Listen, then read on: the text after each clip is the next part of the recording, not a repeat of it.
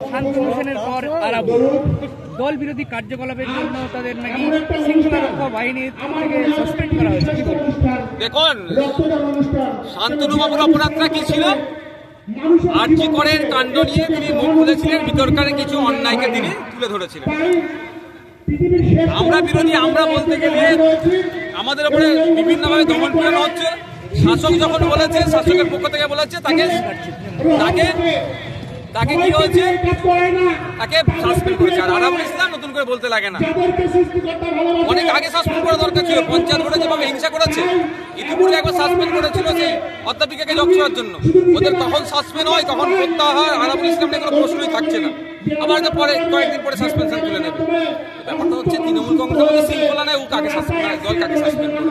শৃঙ্খলা থাকলে মেয়েদের উপরে অত্যাচার হচ্ছে, দুর্নীতি হচ্ছে, অন্যায় হচ্ছে, তাহলে সাসপেন্ড করে করে দলটা সেই ফগবাস থেকে গাঁ উজাড় হয়ে যাবে। কি মনে হয় এই যে তৃণমূলের মধ্যে কি এটা কি হাস্যকর? পাবলিক ডোমেইনে হাস্যকর হয়ে উঠছে নিজেদের মধ্যে। ব্যাপারটা এখানে একটা হয়তো ইকুয়েশন কাজ করতে পারে, সরকার জানি না কি ইকুয়েশন হবে। শান্তনু সেন হচ্ছেন, আমরা এখন যতটুকু খবর পাচ্ছি, অভিষেক বাবুর পন্থীতে হয়ে গিয়েছে। তাহলে শান্তনু বাবুকে যদি সাসপেন্ড করা হয়, তাহলে অভিষেক বাবুর পন্থীর একজনকে করলো, তাহলে মমতা দিদির পন্থীর একজনকে আগে করতে হবে। সেই জন্য আরাবুল ইসলামকে গোপ করা হলো, এটা হতে পারে।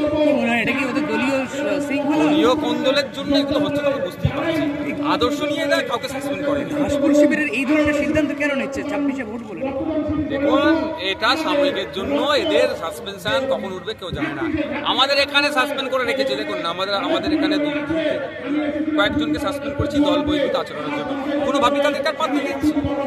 আমডাঙ্গায় একেবারে একটি মাদ্রাসা দুর্নীতির অভিযোগে ডোমা এফআইআর করেছিল, তার এগেনস্টে কমপ্লেন হয়েছে, অভিযুক্তদের বিরুদ্ধে অ্যাকশন হয়েছে এবং শিক্ষা দপ্তর কয়েকজনকে সাসপেন্ড করেছে। তারাই তো একেবারে এলাকায় ঘুরে বেড়াচ্ছে দাপুটে। তাদেরকে তো গ্রেপ্তার করে অথবা জেলের মধ্যে রাখা দরকার। তাদেরকে গ্রেপ্তার করে জেলের মধ্যে রাখা দরকার। কি হচ্ছে না হচ্ছে আমি শুনলাম নাকি তারা রীতিমতো ধরতে গেলে পুলিশ প্রোটেকশনে ঘুরছে। পুলিশ তাদেরকে গ্রেপ্তারকে দূরের করে তাদের পুলিশ প্রোটেকশনে ঘুরছে। আমি 28শে জানুয়ারির মধ্যে রিপোর্ট চেয়েছি এখান থেকে, ছেলেদের কাছ থেকে লোকাল রিপোর্ট নিয়ে। বাজেট সেশনে মুখ্যমন্ত্রী উপস্থিত থাকবে, আমি প্রশ্ন করব এই বিষয়টা। মাদ্রাসার এই যে হোস্টেল দুর্নীতি নিয়ে, যে হোস্টেলকে লিস্ট দিয়েছিল, তাদের বিরুদ্ধে কি ব্যবস্থা গ্রহণ করা হয়েছে? কি মনে হয় ডোমা একেবারে এফআইআর করেছে, একেবারে সরকারি দপ্তর থেকে এফআইআর হয়েছে, দুর্নীতির অভিযোগ উঠছে, আবার শাসকের কোন্দল প্রকাশ্যে আসছে, করছে পোস্টার। যেখানে হাত দেবেন সেখানে দুর্নীতি, যেখানে খুঁজে পাবেন আপনি সেখানে দেবেন তৃণমূল উপস্থিত হয়ে যাবে। আর যেখানে তৃণমূল সেখানে দুর্নীতি।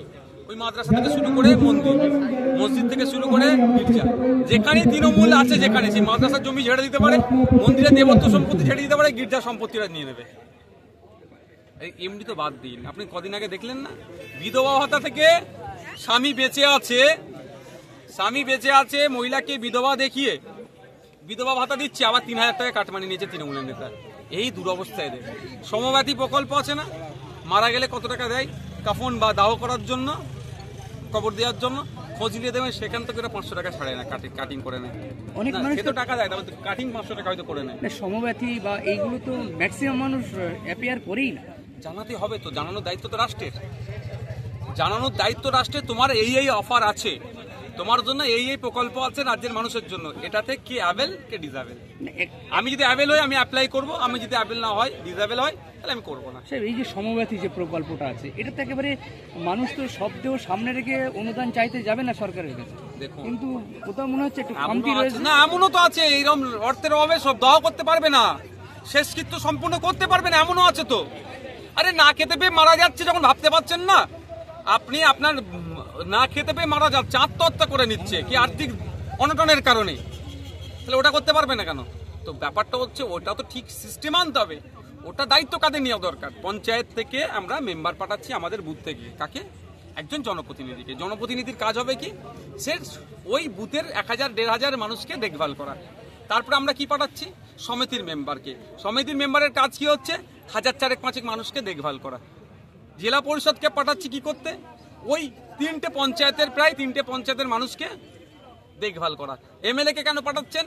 4.5 লাখ লোক মানুষের দেখভাল করা, সুযোগ সুবিধাটা যেটা কি আছে সেটাকে নজরে রাখা, যেগুলো ভুল হবে সেগুলো আইন সভায় তোলা। এমপি এই 15-16 লাখের মানুষের প্রতিনিধি হয়ে গেছে এখন। এইটা তো কাজ, জনপ্রতিনিধিদের কাজ এটাই। কার অসুবিধে কার সুবিধে, এই শীতকাল আসছে কার কম্বলের দরকার, কার মশারির দরকার, কার কি দরকার সেটাকে নোট করে সেটাকে তার দেওয়া, যতটা পারবে রাষ্ট্রের দ্বারা প্রোভাইড করা। সেটা কি করছে? সেটা করছে না। উল্টে গরিব মানুষ যার কাটমানি 10,000 টাকা দেওয়ার ক্ষমতা নেই, একবার সে 10,000 বার করতে পারবে না, তার বাড়িটা কেটে যে 20,000 টাকা কাটমানি দিচ্ছে তাকে বাড়ি দিয়ে দিচ্ছে। এই অপদার্থদের হাতে ক্ষমতা চলে গেছে। আমরা তো এটা ফিরিয়ে আনতে চাইছি। আমরা চাইছি, দেখুন আমাদের কাজ হবে, আমাদের হাতে যদি কোনো সময় দেয় ওর রাজ্য পরিচালনার দায়িত্ব, তো গরিব মানুষকে আর ওই ঘটা করে শীত বস্ত্র বিতরণ অনুষ্ঠান করতে হবে না। বছরের শীতের শুরুর পূর্বেই বুথ ভিত্তিক কতজন প্রকৃত কম্বল পাওয়ার দরকার তাদের বাড়িতে কম্বলটা পৌঁছে যাবে। সেলাইন বিভ্রান্তিতে এক পশুদের মৃত্যুর পরে কড়া নবান্ন, ঘোড়ার ডিম হবে, কদিন কড়া থাকবে, হইয়াই হচ্ছে বলে আর কি হবে। এই যে কোম্পানিটা সেলাইন দিয়েছে, অলরেডি কর্ণাটকে তো ওই কোম্পানিটাকে ব্যান করেছে, 2 নম্বরই মাল দেওয়ার জন্য কর্ণাটকে ব্যান করেছে। এবং